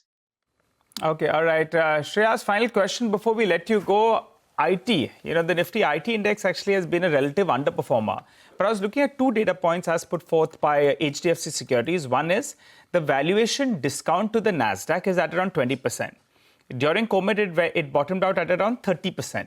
So that's, expanded quite a bit. And the premium to the Nifty valuation itself has come down to around 15%. Normally, we have seen it bottom out at around 14%, and the peak has been 50%. So that's the valuation argument. But do you think, at current reckoning, IT is forming some sort of a basing out process where you want to buy stocks for the longer term, going by the recent underperformance that you've seen in tech?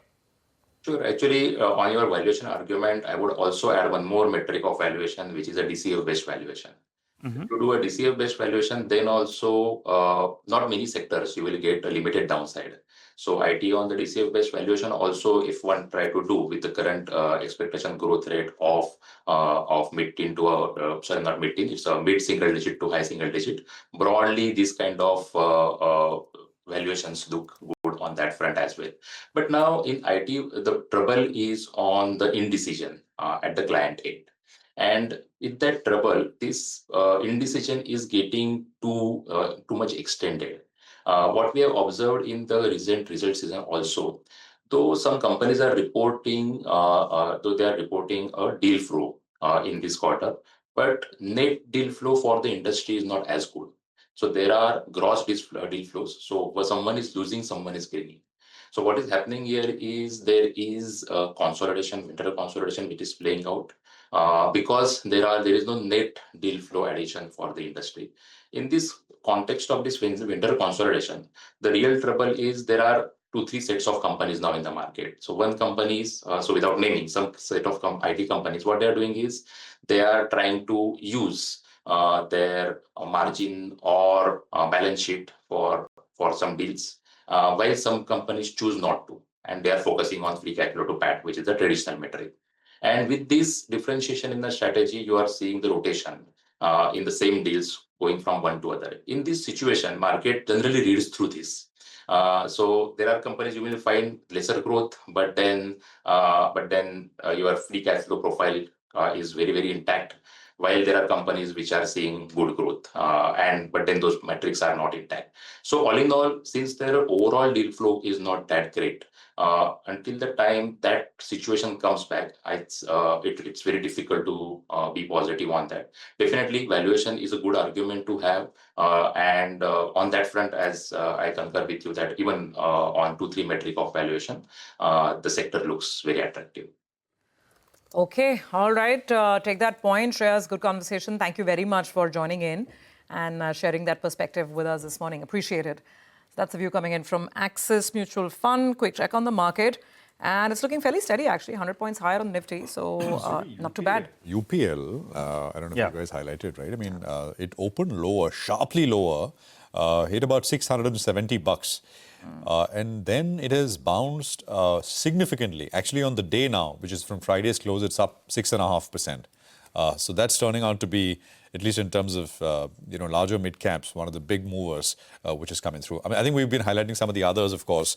Delivery, MCX is the #1 volume-led gainer now after earnings, right? About 5% higher on MCX and so many others which are showing up. Yeah, no, absolutely. MCX, when the improvement in the performance is quite heartening, though some will argue it was below market estimates. But nonetheless, there's decent improvement. Their margins are almost back to 65%. So, on the road to recovery. So it would appear if you look at MCX's Q1 performance. Well, let's continue with the corporate earnings and corporate conversations then. And Tata Power is the next company on our radar. The stock, I think, opened slightly lower this morning. The first quarter performance is largely above street estimates. And we have with us Mr. Praveer Sinha, Managing Director and CEO of the company, to give us an outlook on the business now. Mr. Sinha, good morning. Thank you very much for joining in, sir. So first, the broad brush question, right? I mean, this has been a strange summer. Power demand, those headlines that we were used to every year, right? That peak power demand is shooting through. It actually didn't happen this year. In fact, it has undershot even the government's estimates, peak power demand during the entire summer season, which is why the government has removed that Section 11 as well, which was directing all plants to keep operating, right? And after that, even your Mundra plant, that's been shut down. So let's start with the broad overview.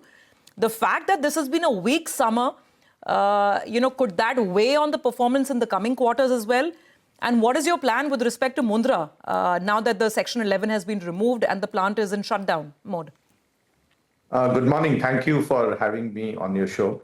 I think this has been a very strange summer, but so also has been the previous years when we had very high temperatures. So I think the impact of climate change is for us to see and understand that things are not going to be the same year after year. We'll have peak summers and we'll have very heavy rains. So we need to be ready for that. Having said that, I think we expect that this year the demand of power will be very muted. We do not expect a very high demand, unlike previous years because of a longish monsoon. But we do expect that the demand will possibly pick up to the last year level in the months of September, October, when the monsoon gets over and the heat is there and the humidity is there. So that's what is our expectation. As you know, that we have a very diversified portfolio. So it's not just dependent on the consumption, but it is also dependent on some of the other services that we provide. Our existing capacities, all our coal-based plants, they are very, very competitive and they are in merit order. So all of them actually are operating at full capacity. We didn't have any challenge as far as the existing. Our transmission distribution continue to do well. Our Odisha discoms did very well, and you have seen that their performance have improved tremendously. Absolutely, sir. And we'll get to all of that one by one. Absolutely, Odisha has been, shining bright in the performance. But just to complete that picture, so one important, takeaway is that you're saying that though demand is likely to be muted for power this year, your plants are working at full capacity. So, I'm guessing if you could just give us the PLF range as well, blended PLF range, and also specifically that question on Mundra, what do you have in mind now that Section 11 has been revoked? So, as I mentioned to you, that our plants are very, very competitive, and that's why they continue to operate at very high PLF and availability. All of them have more than 90% availability, and we get paid on basis of availability and not on basis of PLF. So that takes care of our existing operations in generating plants. As far as Mundra is concerned, it was operating under Section 11 till 30th June. Thereafter, since the demand reduced, the Section 11 was not extended. We have been in discussions with all the 5 procurer states. What is important to see is that Mundra is a very cost competitive plant compared to many other procurement that these 5 states do. in merit order, it stands out. Also, in terms of the power that they procured from the exchange, the tariff of Mundra is much lower than the cost at which they are procuring. So it makes a business sense for everyone to have settlement which will ensure that this plant operates.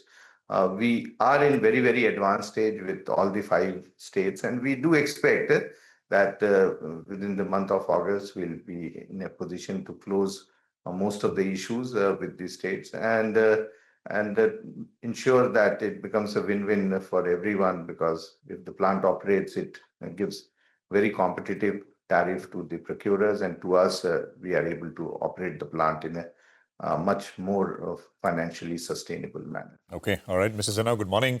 That's good to hear. So in the month of August, we will hear some PPAs, etc., being struck, right? We will with these 5 states. It's been going on for a long time, and hopefully we will see that this month now. Just one thing, sir. You said, what is your now? Have you revised your estimate for power demand overall this year? You began by saying you're expecting a muted demand. Yeah, so we were expecting that in summer we'll have a peak demand of 260 gigawatt. That did not happen. Monsoons came around 15th of May. And we only saw very few days where it reached 250 gigawatt.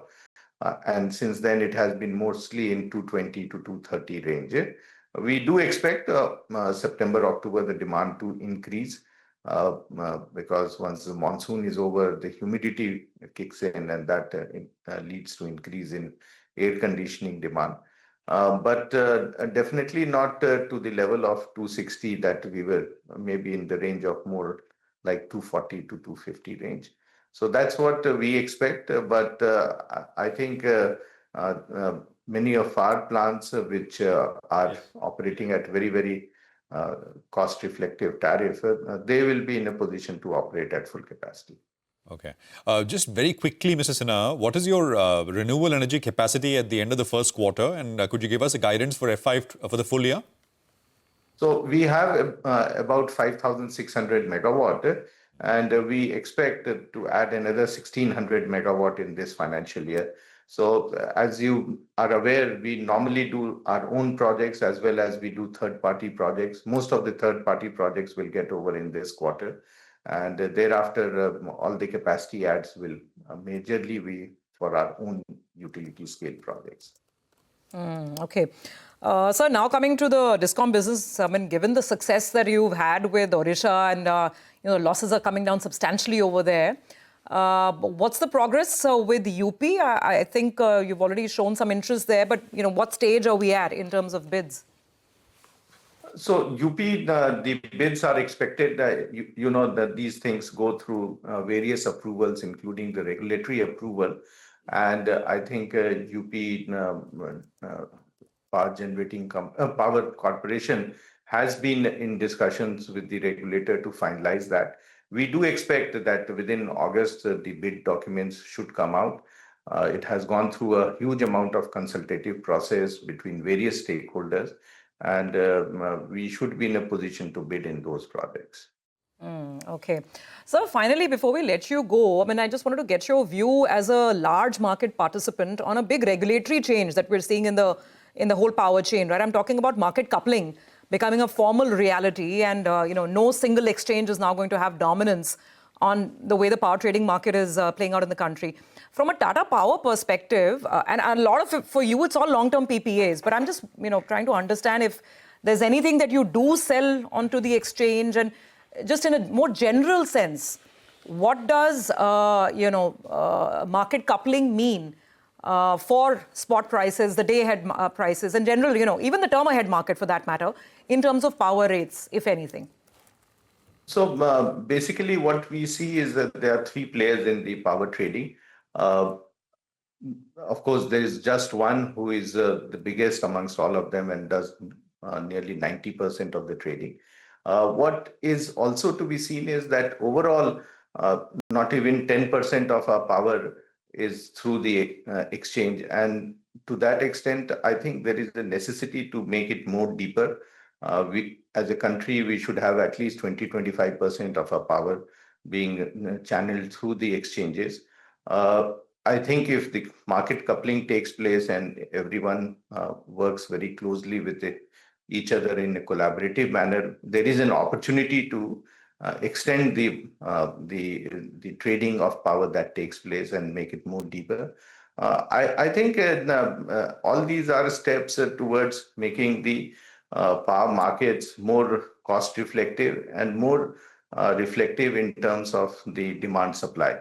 So it's a good step. I personally feel that this will take some time to stabilize, including some of the other initiatives on futures that is coming in and some of the derivatives in power futures. So I think we should take it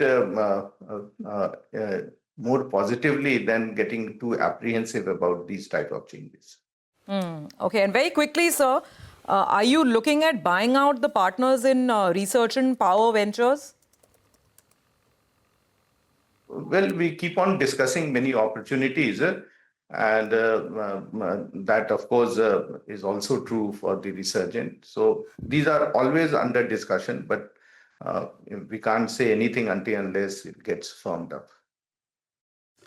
Always a pleasure talking to you, Mr. Sinha. Thanks a lot for joining in. We look forward to chatting up with you as the year progresses. Moving from power, let's move to real estate, and we have the management of Godrej Properties who's joining in. Remember, the booking value declined for them, but the collections were up on a year-on-year basis. The management is saying that they're on track to meet and exceed their FY26 guidance. We have with us Mr. Gaurav Pandey, the Managing Director and CEO at Godrej Properties. Hi, Mr. Pandey. Good morning. Thanks a lot for joining in. Well, tell us, what's the outlook for the entire year? Sales have seen some pressure, but what will the full year number look like, going by what's in the pipeline? I think we've had quite a good start. I mean, the guidance is about 32,500 crores of sales during the year and about 21,000 odd crores of collections. And it's largely kind of capitalizing on the cycle per se. So we've got a very robust pipeline of launches across the key micro markets and the cities that we operate. And our endeavor, if we get most of it right, will comfortably exceed our guidance. All right, Mr. Pandey, especially for NCR market, which is an important market for you, what is demand looking like? Do you think it's oversupplied now? That's a great question. I mean, it's so funny. Just 6 to 9 months back, there was so much negativity about NCR. And as you rightly said, again, it's become a sort of hotspot. I think we've got a great amount of land parcels in NCR. In Gurgaon, we have probably one of the very significant bets we've made in Golf Course Road, which is a heavily land-starved micro market. We've done some launches, but have a series of launch pipeline coming in Gurgaon, largely in Golf Course Road. In fact, one of which will hit within this quarter in Sector 53, a very, very exciting project done on a sort of a very unique Japanese concept. And then we'll have more launches like during the year, another 53 sector, we have a 7.5 acres of another parcel. So good pipeline, Gurgaon, great pipeline also in Noida. We have a series of launches planned in Greater Noida. We have a retail launch. First time we're going to come with a big bang retail launch. An asset class we've not really captured the opportunity. So while we've done some small amount of retail, but this is going to be something really transformative from a scale perspective. And then we again have series of launches in Greater Noida and at the residential launch in the Godrej Golf Links. So yeah, we have a good pipeline. I think market is quite exciting. Yes, it is a very different side of the cycle. The quality developers will benefit more. And I think this from being euphoric to being more product specific is the kind of transition, as I would say, at NCR is saying, which is very healthy, I would say, from a long-term perspective. Got it. All right, Mr. Pandey, final question before we let you go. What is the outlook on cash flows and collections, especially since you're looking at expanding? Will it involve land buys as well? I think a very strong balance sheet now, thanks to the very timely qualified institutional placement we did last year. About 6,000 crores we raised last year. And this is by far the largest QIP in the real estate sector. And through that, of course, we strengthened the balance sheet, but we also seen great operating cash flow. Just last quarter one performance, we were about close to 940 plus crores, 947 to be very specific on operating cash flows. And we have huge amount of dry powder coming up from both balance sheet strength and the operating cash flows in the coming quarters. So yes, we have enough and more to fuel our growth. But the good thing is the good work that the team did in the previous 4 to 6 quarters, we have a kind of a launch pipeline, sort of inventory of about 1 lakh plus. To be very specific, 1,14,000 odd crores is the kind of inventory we hold right now. And the fresh inventory, which is kind of the acquisitions we've done in the last 3 odd years, give or take, we have about 60,000 crores of inventory. So BD agnostic, we have enough and more to do great growth. But yes, there are great opportunities we are seeing in many micro markets where we are able to sell faster. We want to strengthen our presence in those markets. So yes, we will also acquire many more projects. In Q1, we've done a sort of a blockbuster BD quarter. We did about 5 acquisitions with a cumulative BV logged in, which is the booking value logged in of 11,400 crores spread across markets like Pune. We've got 2 big acquisitions in Pune, which is going to add about 7,300 crores in Kharadi micro market. We've not been more or less present for a while. In Hoskote in Bangalore, we've added something. And in Warsaw, which is one of the prime micro markets of western suburbs, we were never in that micro market. I'm glad to share that we acquired this project again last quarter. And the more exciting part is going to get launched within this quarter. So yeah, very robust BD funnel, but also fantastic pipeline available because of the previous acquisitions as well. You're sounding very optimistic about the future. We appreciate you joining in, Mr. Pandey, and giving us all of those details. We look forward to chatting up with you and getting a pulse of how the real estate market is progressing. For the time being, we'll slip into a short break. On the other side, we'll be joined by the management of Federal Bank. Stay with us.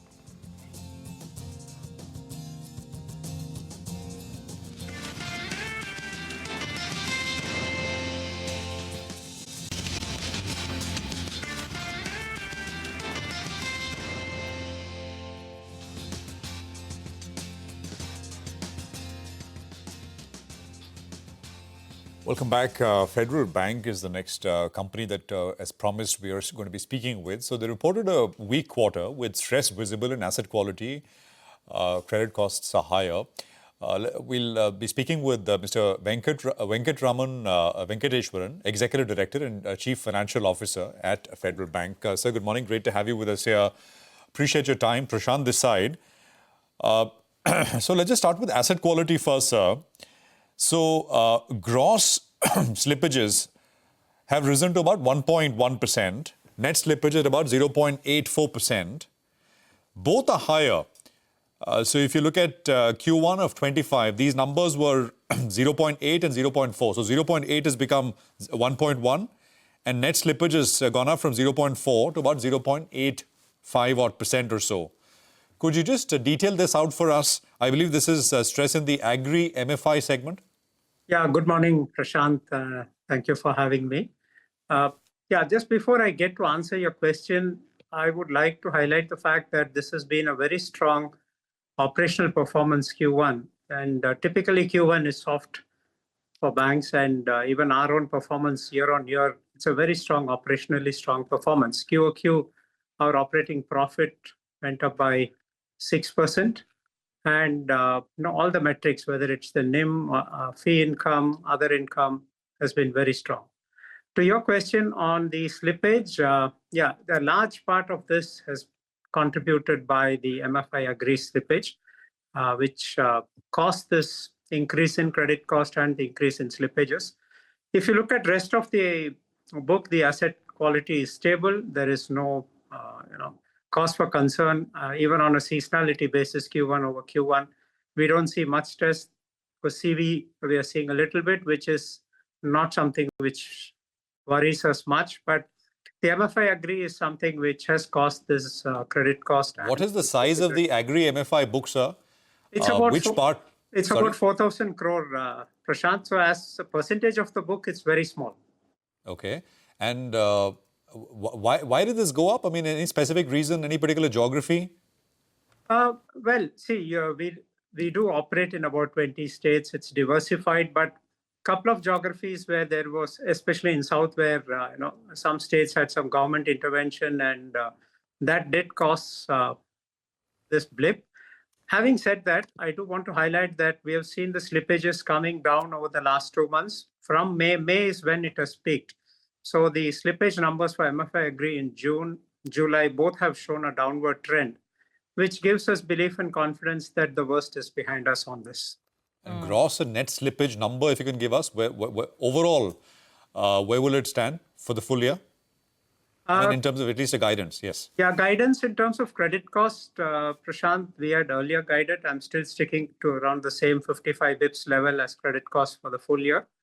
And we should be below 1% annualized slippage. Okay, below 1% annualized slippage. For the full year, sir, you're at 0.6% now, right?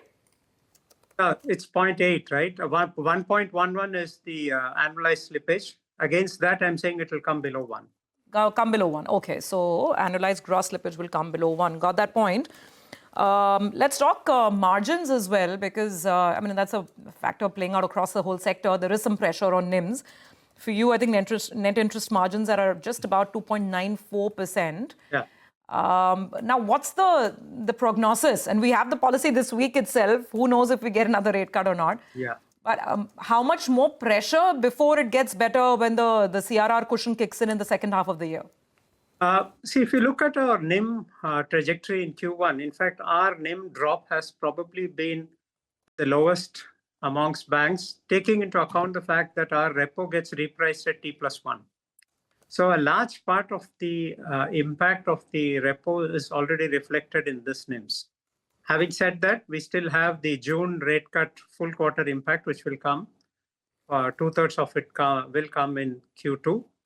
And we do expect the NIMs to probably go down by another 5 to 10 bips, and it will bottom out at those levels. So around 285, around those levels could be the bottom for us, assuming no further rate cut. And from there, we believe H2, we will start seeing the NIMs coming back.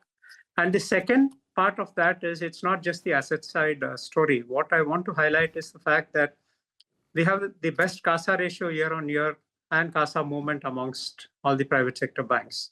And we had 108 bips increase in CASA, and the CASA ratio has also improved sequentially Q4 over Q1. So the liability side benefit is also beginning to kick in and getting reflected in the NIMs.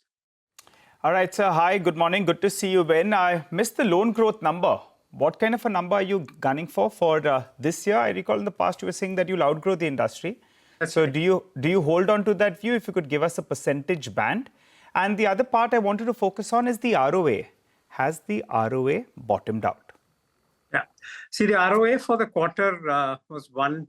And we do expect that it will remain around the same levels in H1. And then we will start seeing it pick up in H2. That's the outlook which we have. And our expectation is that we will get to closer to around 1.15 end of the year. On the loan growth, whilst Q1 has been relatively soft at around 9% growth, but again, one has to look at the details. 50%, nearly 50% of the book is mortgage and home loan where we have not grown in Q1. Despite that, there's a 9% growth, which means that the targeted, identified, mid-yielding segment is where we have seen the growth, and that's where we are focusing on. Commercial banking has grown 5.5% quarter on quarter. Right. You've seen growth in CVC. Cards has grown. No, we have those numbers. Just a quick point. What is your LAP exposure, sir? And small ticket size LAP exposure, say under 3 lakhs? It's a very small percentage at this stage, Prashant. That is one segment where you'll see a significant step up going forward. And what's the, Mr. Venkateswaran, to get back to the loan growth, targets for this year? You said that in the first quarter, mortgages and housing actually didn't fire, but you were at 9% growth.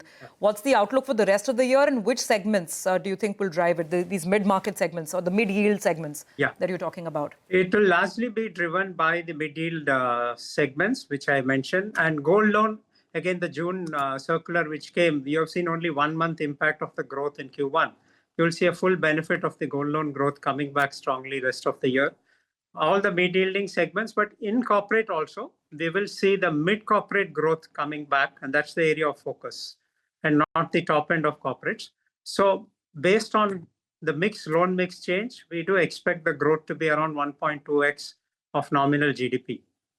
That's the outlook which we have. Okay. So just to, one point, that LAP, low ticket LAP, you're saying there is significant room to expand.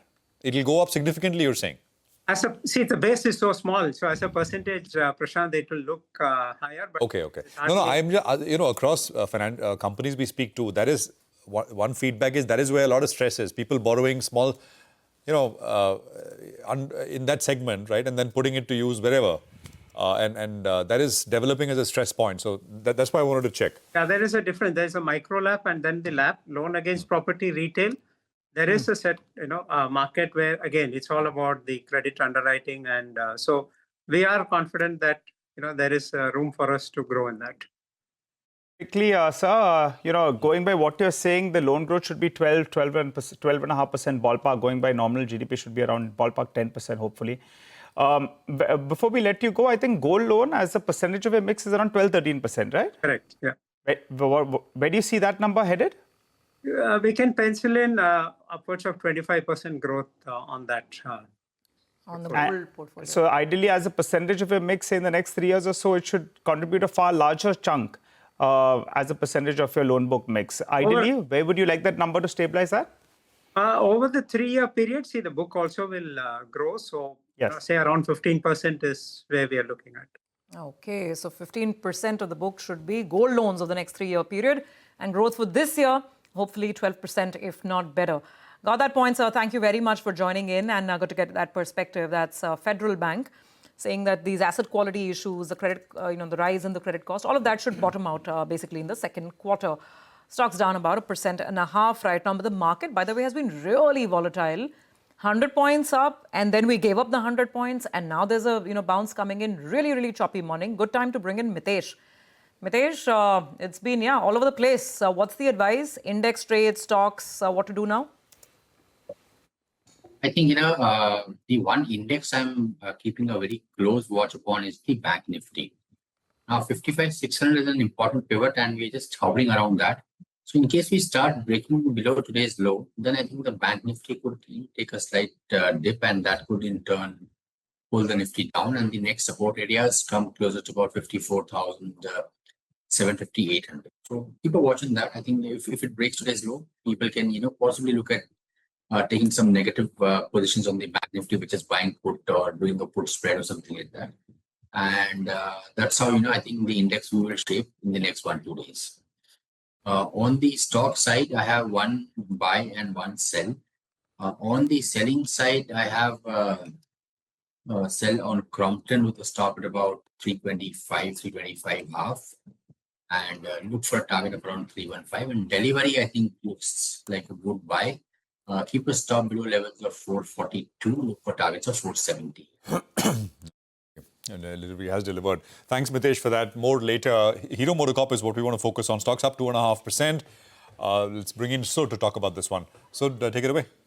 So amidst broad-based gain in auto stocks, one stock that has been in focus is Hero MotoCorp. It's the top Nifty gainer. It's on the back of strong July sales that company has reported. So unlike other auto companies, one positive factor that has worked for the company is when domestic sales have increased. And apart from 3 factors, so if you would have heard that all the companies have been talking about the rural economy has been doing better, and Hero MotoCorp being the leader in the entry-level segment, domestic segment continues to do well. Even exports have been doing well, and future outlook with the upcoming festive season, the sentiment will be improving further, and we are expecting that volumes are going to increase. Now talking about July sales, total sales were up 22%, domestic sales have increased 19%, exports were up 64%, and one segment that has led the growth is scooter segment, where we have seen sales growth of 64% versus estimated growth of in the range of 20 to 25%. So 2 companies that have been the biggest outperformance in the month of July are TVS Motor,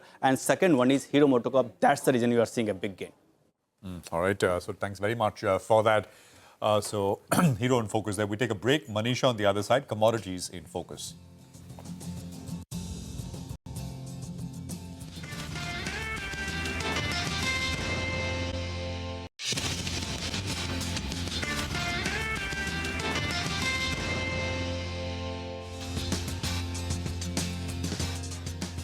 Welcome back. Volatile Monday morning for equities. Let's find out what's the latest in the commodity world. We have Manisha with us. Manisha, what do you have your eye on? Well, the crude oil prices, because, last week was a better one. The month of July actually saw some gains, but August clearly has not started so well for the crude oil prices. It's a third straight day of decline for crude prices, and we are down by 6% in this year until now. The latest of triggers clearly are coming in from the OPEC Plus meeting that was on the weekend, and OPEC has decided, the 8 members that is, that they will increase production by 547,000 barrels per day in the month of September. Well, let me remind you that this has been going on for the last 6 or 7 months now. OPEC started on a lower note at 138,000 barrels per day for the month of April, but then came May, June and July, and every month we've seen an additional 548,000 barrels per day of an increase, and for the month of August was 548 as well. What we are looking at September, and markets were imagining or thinking that there could be a pause, but clearly not. So we are looking at really strong supplies continuing from OPEC there. Why it also does make sense is because, remember, the US has been pressuring India to curb Russian oil imports. US also has been pushing Russia to ensure to go to a ceasefire, and that deadline is 8th of August. If that does not happen, then we are looking at 100% sanctions on secondary oil buyers when it comes through from Russia. And that really is a concern. If Russia does go out of market, there's not enough spare capacity that OPEC has to fulfill that. So that concerns really has led to OPEC increasing production at this point in time. Also, when you look at the numbers, Russia in the first half of this year has been a top oil supplier to India, while India, of course, seems to be increasing its imports from US as well. And that percentage also has gone higher from 5 to 8%. But the first half still shows that 35% of overall oil supplies that India got were still from Russia. So this maths or calculation on how things will move going forward, whether India starts to import more from US or the OPEC share increases, are some of the factors that the street will watch out for. In focus in the meanwhile is the US president's decision on Russia that comes in on Friday. The US also has introduced, remember, most extensive and stringent of sanctions on Iran in the last 7 years. Some Indian companies have been impacted with that as well. So this continues to be quite edgy as in place. US tariffs also between 14, 15 to 40%. That start by the end of this week as well. So looking at all of that and impact therein, there is some profit taking that we've seen the crude oil prices start this week with. Right, Manisha, thanks very much for that. That's oil in focus. On the other side, it's our special segment. It's the economy. Lata in conversation with CNBC-TV18's Citizens Monetary Policy Committee to discuss what they expect from the RBI day after tomorrow. Stay tuned.